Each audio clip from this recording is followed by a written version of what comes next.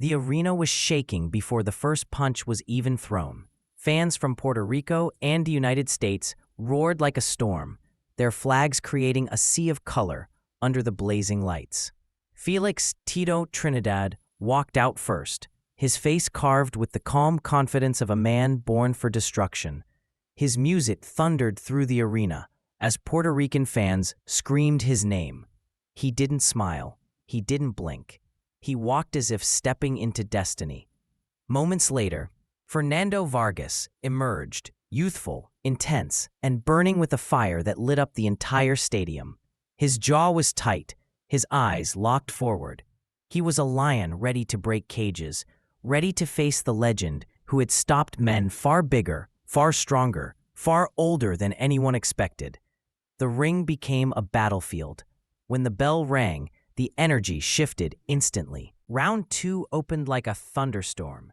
Vargas, desperate to regain control after being shaken, launched forward with furious combinations. His hands were fast, blinding even, and Trinidad felt the shock of several clean punches driving him back toward the ropes. The crowd exploded, sensing momentum shift, sensing danger, sensing violence. Then suddenly, out of nowhere, Vargas unleashed a monstrous left hook. Crack! Trinidad dropped to the canvas. The arena erupted like a bomb. People were standing on chairs, screaming, waving their arms, unable to believe what they were seeing. Tito Trinidad, one of boxing's most feared punchers, was on the floor. Cameras zoomed in on his face. He was hurt, he was shaken, but his eyes remained cold and focused. Vargas stood in the neutral corner, breathing like a bull ready to charge. The ref counted. Trinidad rose, but the suspense? It exploded. The next moments felt like slow motion. Vargas charged in, pouring on punches, throwing hooks, uppercuts, everything he had. The noise was deafening, as if the entire world was roaring for Vargas to finish the impossible. But Trinidad didn't panic. He didn't crumble. He waited. And in that small pocket of chaos, boom, Trinidad fired a right hand that rocked Vargas back.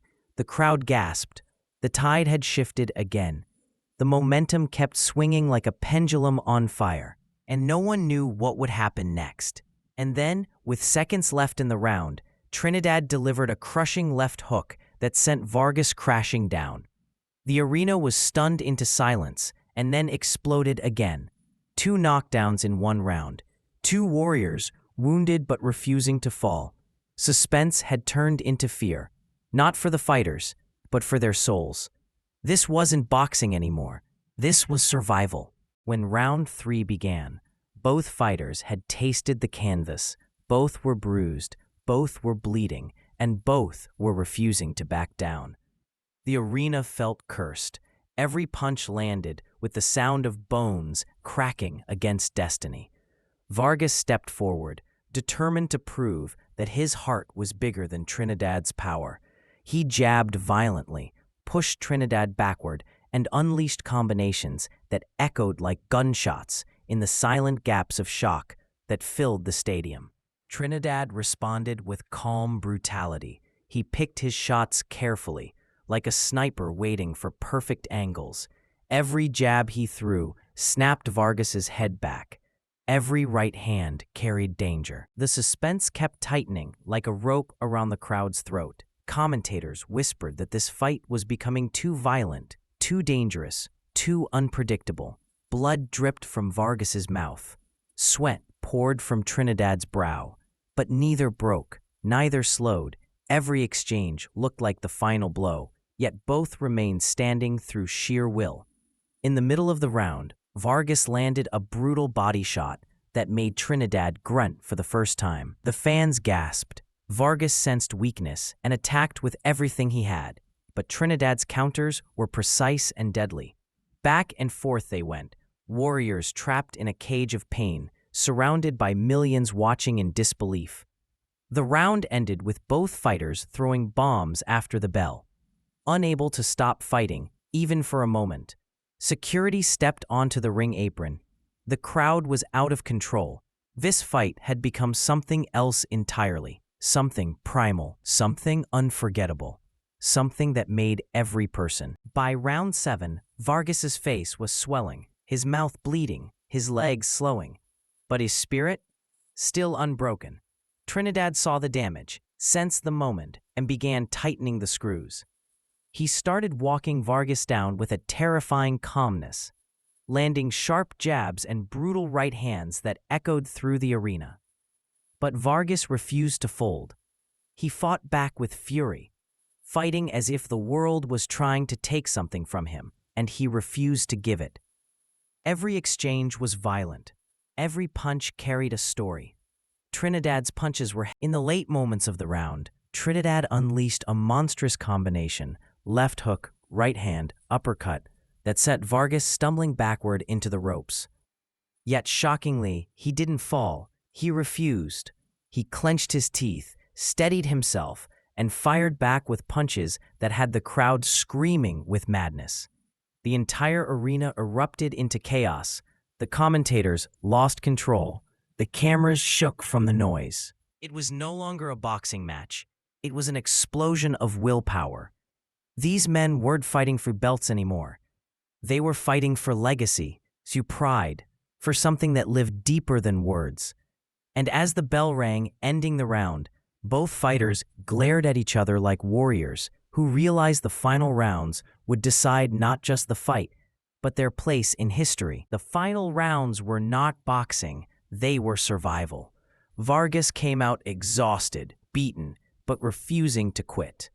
Trinidad, sensing the end, advanced with cold precision. Every punch now carried knockout power. Every shot now rattled Vargas's entire body. The suspense was unbearable. Fans were screaming for the ref to stop it. Others screamed for Vargas to hold on. Everyone felt the same fear. One more punch could end everything. Trinidad unleashed a barrage. Boom, boom, boom. Vicious hooks smashing into Vargas's jaw and temple. Vargas dropped to the canvas, barely conscious. He tried to rise. The crowd screamed for him to stay down, but he got up, broken, bleeding, but unbroken in spirit. Trinidad walked across the ring with the calmness of a man finishing a mission. He unleashed another brutal combination. Crack, crack, crack. Vargas collapsed again. The arena turned silent for a moment, as if everyone realized they were witnessing the end of a warrior.